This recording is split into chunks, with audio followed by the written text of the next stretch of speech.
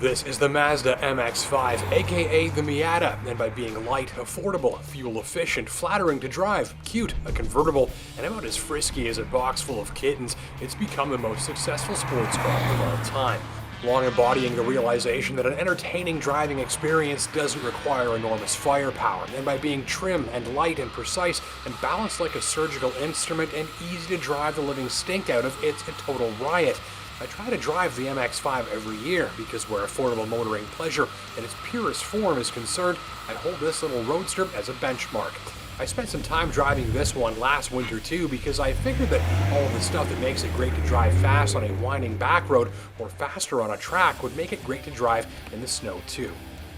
And it turns out I was right. That was the last generation MX-5 and this is the new one. Now, a lot of things are new and different here, but the underlying principle of high performance through lightweight and a car happy to have the living bejesus driven out of it remain.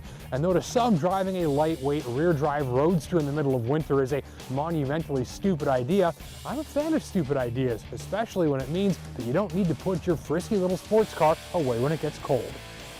The new car is 150 pounds lighter than last year's despite being stiffer and stronger, thanks to the obsessive Japanese engineers stripping weight out of everything, even the air conditioner and brake rotors. The new look is a bit ticked off. There's more sculpting and detail in the body than on board. The same simplistic take on a sports car cabin remains.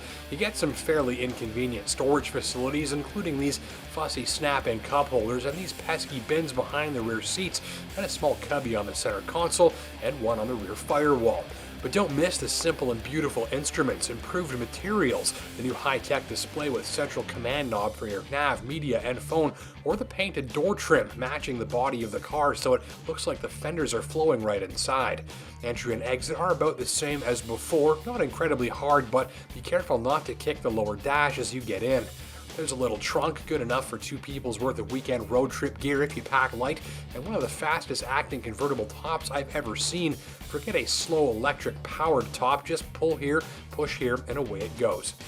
Under the skin, you'll find the same recipe that MX-5 has had for ages, a small 4-cylinder up front with high-efficiency Sky Active technology this time around. That's good for 155 horsepower. There's a 6-speed manual transmission with one of the best shifters in the business, and rear-wheel drive with a limited slip diff because one-wheel peels are for suckers. And since there's 50-50 weight distribution, meaning it's no heavier in the front than in the back, all of that stuff is used to propel a car with balance you'll find in the world's top performance models.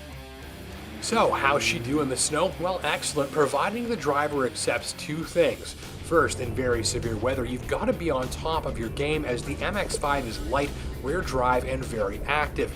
It dances over the snow more than it bites into it, squirming, shifting, and wriggling around beneath you as it sticks to its line. If you're comfortable quickly fine-tuning your steering and throttle to control a car on a slippery surface, you'll be okay with it.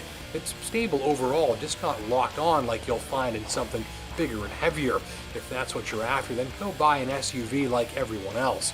And the second thing you need to accept is lots of feedback. You feel so much of the road in this car, and when the going gets slippery, you're constantly reminded of where the car's weight is, the traction situation under each axle, and more. Whatever the MX-5 is doing in terms of interfacing with the road beneath it, you'll feel in full force. That's a good thing if you're big on knowing what your car is up to in real time. Put simply, this is driving old school. The car doesn't try to filter out and absorb everything and does require you to be very involved in the driving process, and that's just what a driving buff loves. Running a set of Pirelli Soto Zero winter tires, the tester's various traction-enhancing features had plenty more grip to work with during my midwinter test drive. The limited slip rear diff ensures both wheels participate in propulsion at all times, and I had no issues getting stuck or taking off even after a heavy snowfall.